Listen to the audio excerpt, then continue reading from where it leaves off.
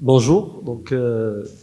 Tout d'abord, je tiens à remercier le bureau de l'Association des urologues du Sud pour leur aimable invitation. Et donc, on va parler aujourd'hui d'un sujet ou bien d'une entité qui prend de plus en plus d'importance, donc dont la fréquence est de plus en plus présente dans notre pratique quotidienne et qui présente surtout donc un problème de prise en charge, donc parfois diagnostique, mais surtout thérapeutique. Donc, pour ces petites, on va parler des petites masses rénales. Et pour tout d'abord, on va la définir.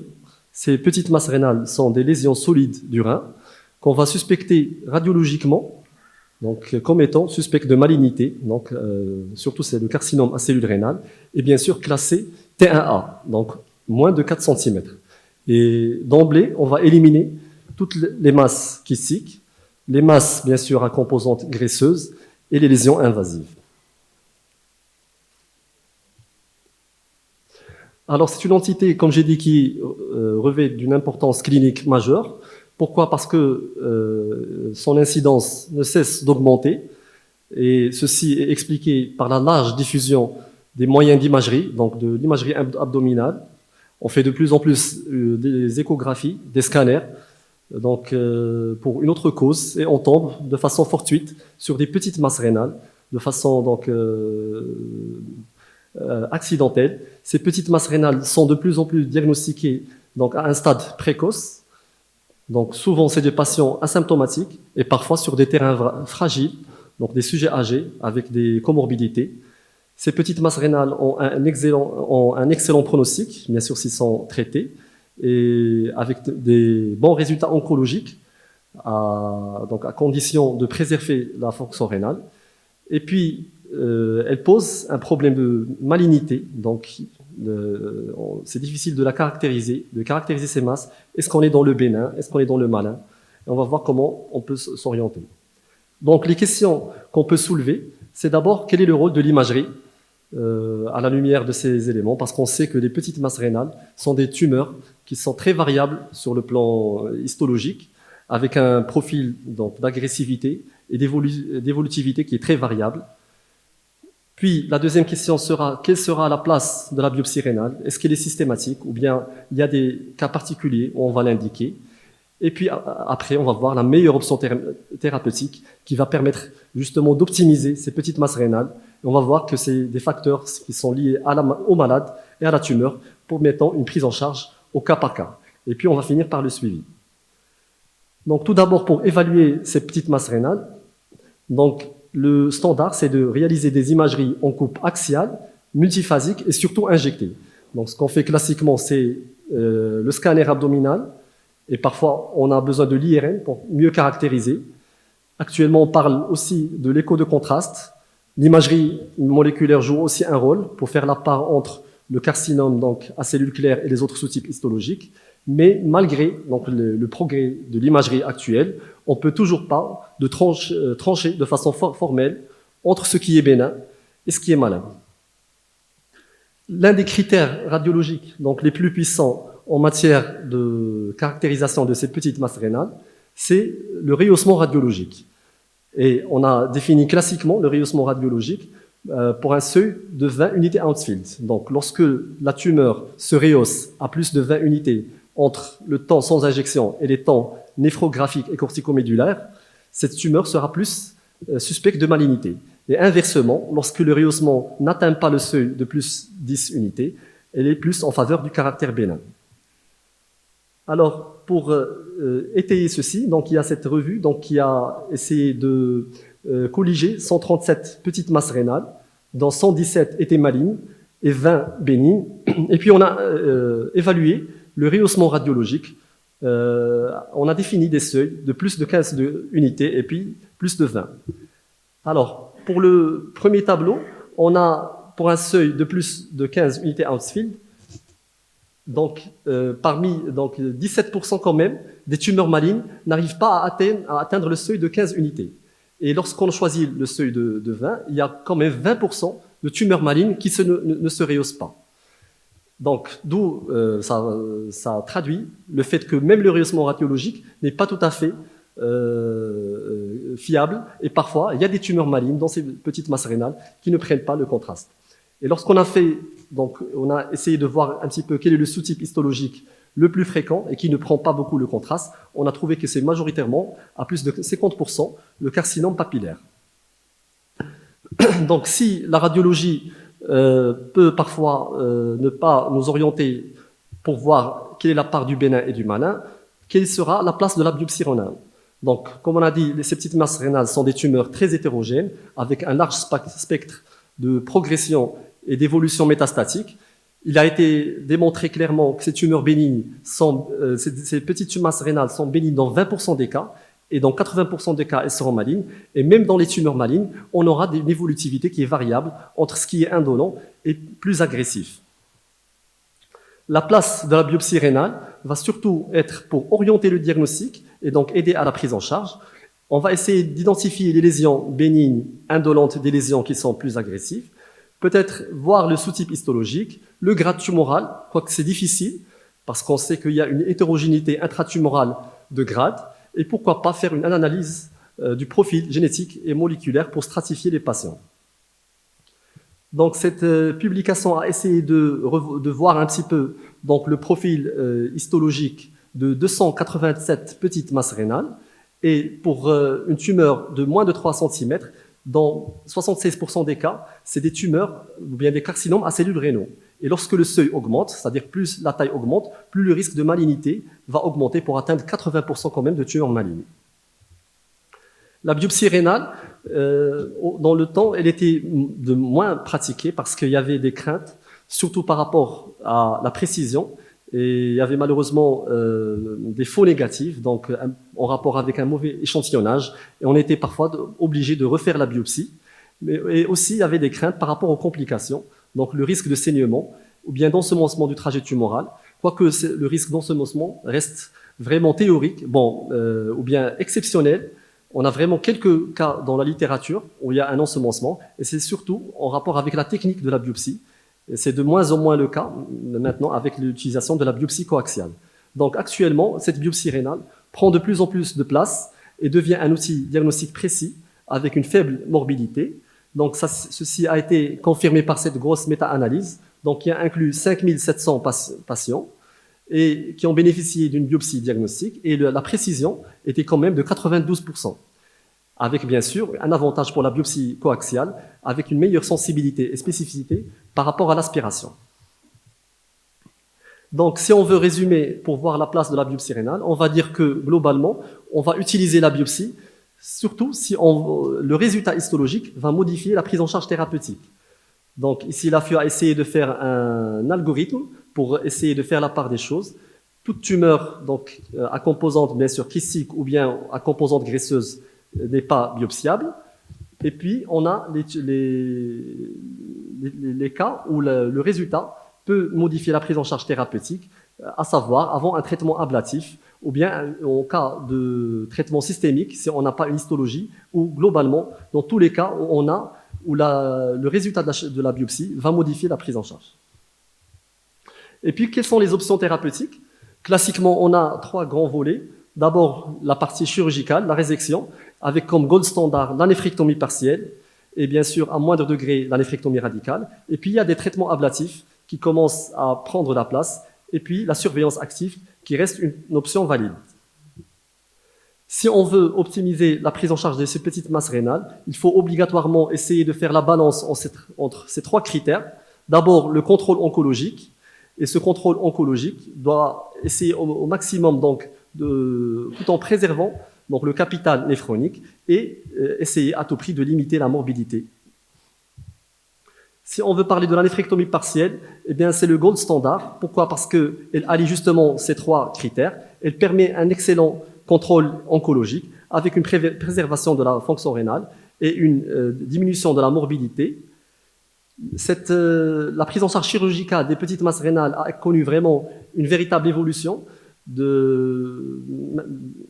20 dernières années, dans les années 2000, on avait vraiment la néphrectomie totale, qui était le gold standard. Elle était réalisée pour toutes les tumeurs rénales, quelle que soit la taille. Et puis la néphrectomie partielle était à ce moment réservée juste aux situations impératives, c'est-à-dire dans les cas où on avait des tumeurs rénales bilatérales, un rein unique, une insuffisance rénale préexistante, ou bien dans les cadres des cancers héréditaires. Et puis en 2006, on commence à voir la place de la néphrectomie partielle qui a été proposée comme option pour les tumeurs rénales T1A. En 2017, elle a été proposée avec proposée avec un faible niveau de preuve. Et puis en 2021, ça devient un gold standard d'après toutes les études qui ont été publiées. Cette néphrectomie partielle permet un contrôle oncologique qui est équivalent à la néphrectomie totale. Et on a montré que la survie sans récidive à 5 ans dépasse les 95%. Justement, donc c'est dans cette étude qui a comparé les résultats entre néphrectomie partielle et puis néphrectomie totale en matière de survie sans récidive, et quelle que soit la voie d'abord, qu'elle soit une voie laparoscopique ou bien ouverte, les résultats restent excellents avec une survie sans récidive qui atteint les 98% des cas. Est-ce que la technique va influer le contrôle oncologique? Classiquement, on parle de l'énucléation tumorale, donc il va essayer d'enlever la tumeur avec sa pseudocapsule, et en essayant de préserver au maximum le parenchyme rénal. Et puis il y a la néphrectomie partielle classique, avec une résection, avec une marge de tissu qui est quand même assez importante. Cette étude a essayé de comparer les résultats carcinologiques entre énucléation tumorale et néphrectomie partielle standard. Elle a retrouvé que les résultats restent quand même comparables en matière de critères oncologiques, survie sans progression, survie spécifique, avec quand même un avantage pour l'énucléation tumorale en termes de préservation du parenchyme rénal. Elle permet d'éviter donc le clompage vasculaire et les lésions ischémiques. Qu'en est-il des marges chirurgicales positives? Il a été démontré que le risque est majoré en cas de récidive locale, mais cela ne semble pas impacter quand même la survie spécifique. Et qu'est-ce qu'il faut faire? Il ne faut pas se précipiter. Une simple surveillance par des examens d'imagerie réguliers est suffisante. Et puis la totalisation ne va pas être immédiate et on va la discuter éventuellement en RCP en cas de tumeur qui est agressive ou bien de haut grade à l'anapathe ou en cas de marge qui serait trop importante. Et même en cas de récidive locale, on peut toujours proposer en fonction donc, des critères soit une seconde néphrectomie partielle, on peut totaliser, compléter par un traitement ablatif ou bien proposer une surveillance active. Le deuxième critère qu'il faut à tout prix donc, essayer de préserver en matière de prise en charge des petites masses rénales, c'est la fonction rénale. Et cette fonction rénale a été rapportée, donc corrélée à une meilleure survie par rapport donc, global, par rapport à la néphrectomie totale. Pourquoi? Parce qu'on a une diminution du risque d'événements cardiovasculaires, sans oublier que la préservation de la fonction rénale a un impact quand même psychologique positif, et le patient va garder son unité rénale. Les 3 facteurs prédictifs de préservation de la fonction rénale, c'est le DFG, ou bien la fonction rénale préopératoire. C'est un facteur qui est inhérent au patient, c'est un facteur qui est non modifiable. Et on va surtout agir sur les 2 autres paramètres, à savoir le volume du parenchyme rénal préservé et les lésions ischémiques qui sont en rapport avec le clompage vasculaire. La préservation du volume parenchymateux, c'est quand même le facteur le plus important en matière de préservation de la fonction rénale. L'énucléation tumorale permet une meilleure préservation du volume parenchymateux, sans pour autant donc, compromettre les résultats oncologiques. Ceci a été démontré par cette étude, donc il a colligé 420 patients et qui a comparé entre énucléation tumorale et néphrectomie partielle standard. Et on a retrouvé qu'à 1 an, il y a une diminution du DFG en post-opératoire qui est plus dans la néphrectomie partielle standard par rapport à l'énucléation tumorale. Et que pour 1% de diminution du volume parenchymateux, on aura une diminution de 0,35% en matière de DFG à 1 an en post-op. Qu'en est-il de la durée d'ischémie? Est-ce qu'elle va impacter vraiment les résultats en matière de fonction rénale? Son impact, il est discuté. Il a été surtout montré qu'elle va impacter les patients qui ont déjà une insuffisance rénale préexistante. Il y a plusieurs techniques actuellement en matière de néphrectomie partielle. Les techniques sans clompage, avec clompage sélectif ou bien clompage de l'artère principale.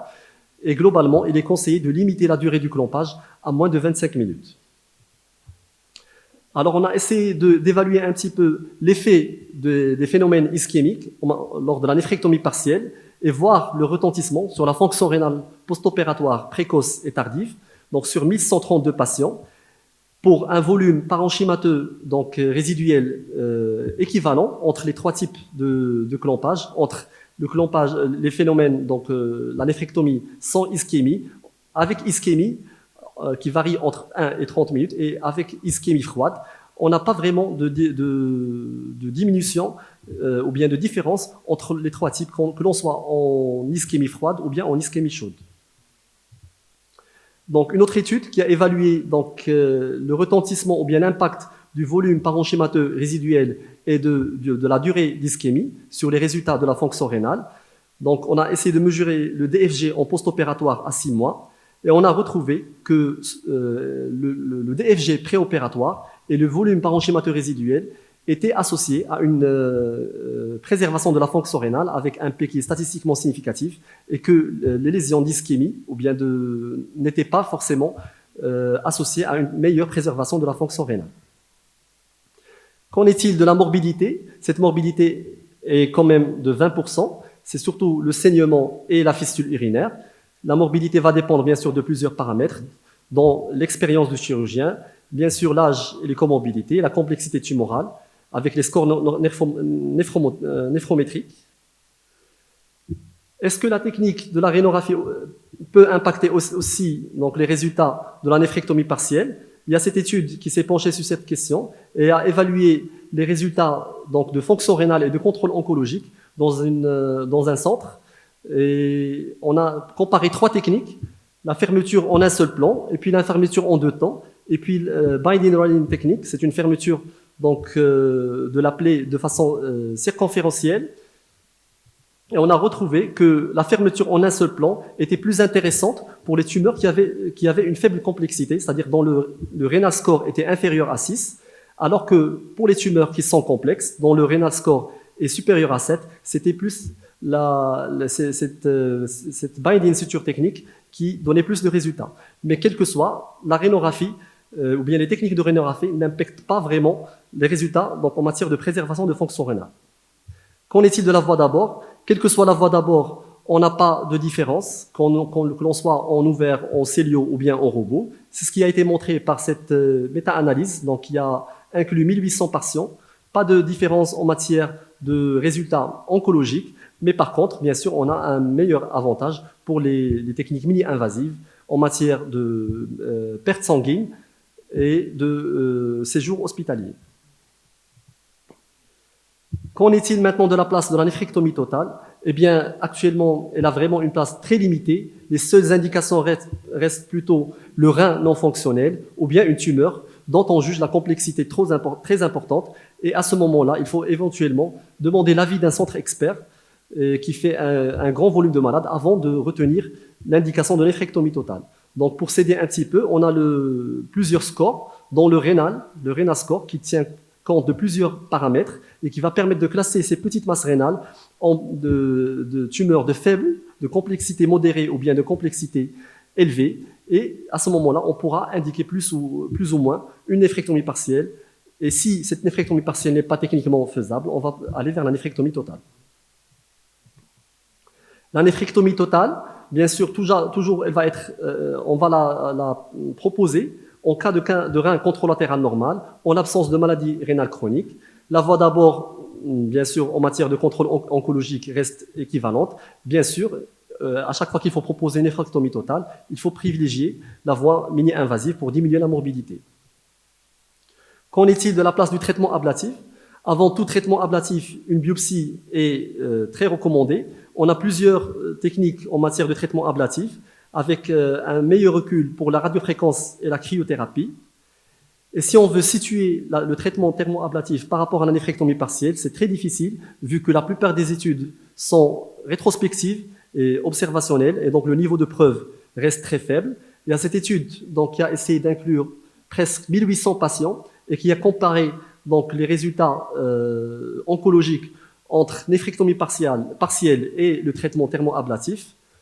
On a, d'après cette étude, des survies sans récidive qui sont équivalentes entre néphrectomie partielle et traitement ablatif. La cryothérapie fait moins bien en matière de survie spécifique pour les tumeurs T1B, mais comme je l'ai dit, ces études sont à prendre bien sûr avec précaution, vu que c'est des études qui sont rétrospectives et qui comportent de nombreux biais de sélection. Alors, les traitements ablatifs ont l'avantage d'une meilleure préservation de la fonction rénale, une morbidité qui est certes diminuée par rapport à la néphrectomie partielle, mais il faut savoir qu'il y a le taux de récidive qui est local, qui est très important. Et donc, il faut informer le patient que ses résultats oncologiques restent quand même moins bien. Et bien sûr, proposer un traitement ablatif. Donc, les meilleures indications restent en cas de récurrence après néphrectomie partielle. Les tumeurs héréditaires, donc, avec des localisations bilatérales et multifocales, un âge avancé ou un patient qui serait unfit pour la chirurgie. Un petit mot sur la radiothérapie stéréoactive. Donc, cette radiothérapie stéréoactive sera proposée pour des patients en général fragiles, vu qu'elle est non invasive et ne nécessite pas d'anesthésie. Les résultats sont encourageants et assez prometteurs. Donc, sur 67 patients qui ont été inopérables, jugés inopérables, on avait un contrôle oncologique à 48 mois qui était quand même de 100%. Mais l'effectif reste quand même faible. Et puis, dernière option, la surveillance active, qui reste, donc, comme pour le cancer de la prostate, la surveillance active a démontré, donc, a confirmé sa place dans l'arsenal thérapeutique. On va surveiller les patients qui ont une petite tumeur rénale par plusieurs moyens d'imagerie, toujours en restant dans la fenêtre de curabilité. Classiquement, cette surveillance active, on l'a proposée pour des patients qui étaient âgés, avec plusieurs comorbidités. Et pourquoi on va surveiller ces tumeurs? Parce que toujours, il faut poser la question, est-ce qu'on ne va pas, avec une résection chirurgicale, surtraiter une lésion potentiellement bénigne ou bien indolente, sachant que dans 20% des cas, les petites masses rénales sont bénignes et que même malignes, elles peuvent avoir un sous-type histologique agressif, le grade histologique, il est faible et le potentiel métastatique à 5 ans est inférieur à 1%. Donc, on a cette étude comparative qui a inclus 638 patients. La moitié avait choisi la surveillance active, 30% la néphrectomie partielle, et puis le reste, néphrectomie radicale et ablation. Et on a essayé d'évaluer plusieurs paramètres dans la qualité de vie, les survies globales et spécifiques, et le DFG. En matière de score de qualité de vie, et si on veut comparer ces techniques par rapport à la technique de référence, qui est la néphrectomie partielle, la surveillance active, elle est associée à une diminution du score de qualité de vie, qui est en rapport avec une diminution du score de santé physique. Pourquoi? Parce qu'on avait inclus dans cette étude, dans la surveillance active, des patients qui étaient plus âgés avec des comorbidités. En matière de survie globale, la surveillance active fait moins bien, toujours parce que les patients qui ont choisi la surveillance active étaient forcément plus âgés. Et en matière de préservation de fonction rénale, la néphrectomie radicale est là les plus mauvais résultats par rapport aux autres techniques, options thérapeutiques. Alors, c'est vrai qu'au départ, on avait proposé la surveillance active pour les patients qui étaient âgés, en général plus de 70 ans, mais il s'est avéré que même pour le patient jeune, moins de 60 ans, la surveillance active peut rester une option valide. Donc, ceci a été confirmé par cette étude, donc de patients jeunes, moins de 60 ans, avec un groupe surveillance active avec traitement différé, et puis un deuxième groupe où on faisait une intervention primaire. On a évalué plusieurs paramètres. Donc, d'abord, la survie sans progression, la survie sans intervention, avec une baisse lorsque la tumeur était plus importante, plus de 2 cm, les résultats en matière, donc on intervenait plus. Et puis la survie globale, donc qui reste à peu près similaire, que l'on soit en surveillance active ou bien en intervention primaire. Cette surveillance active va être arrêtée dès que la croissance tumorale lors de suivi radiologique va être de 0,5 cm par an, lorsque la taille va augmenter, ou bien lorsque le patient sera symptomatique, ou bien demandeur de traitement définitif. Et puis la surveillance, quel que soit le traitement qu'on a instauré pour les petites masses rénales, va dépendre du traitement initial. En général, c'est le scanner TAP qui va rechercher une récidive locale ou bien une progression métastatique, et bien sûr évaluer le retentissement des traitements qu'on a proposés en matière de DFG et de protéinurie. Ici, l'AFU a essayé de simplifier un petit peu donc, la prise en charge de ces petites masses rénales.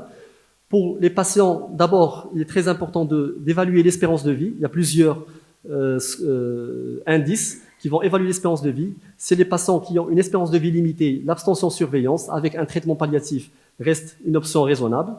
Pour une tumeur moins de 2 cm, et vu que ces tumeurs ont un faible potentiel de progression métastatique, on va proposer en première intention une surveillance active, et puis en option, la chirurgie, voire le traitement ablatif. Et puis au-delà de 2 cm, une tumeur de 2 à 4 cm, la chirurgie garde largement sa place, avec en premier lieu la néphrectomie partielle, et puis en option les autres paramètres, la surveillance active et le traitement ablatif.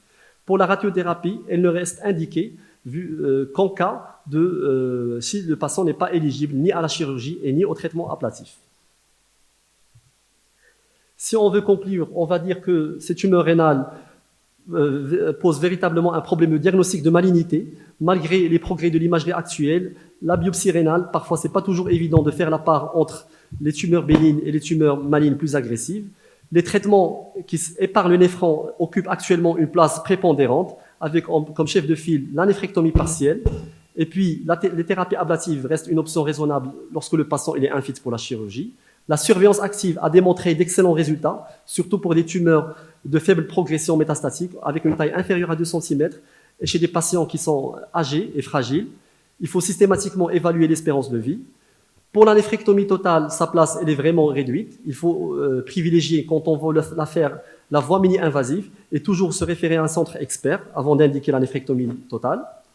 Et puis, enfin, la prise en charge sera individualisée en fonction des caractéristiques du patient, du caractéristique de la tumeur, pour essayer au maximum d'optimiser les résultats oncologiques sans pour autant altérer la fonction rénale. Et bien sûr, on se dirige bien sûr maintenant avec le futur. On parle maintenant de tests génomiques, de biomarqueurs qui vont permettre de stratifier ces petites masses rénales entre des tumeurs à faible ou bien à haut risque de progression. Je vous remercie.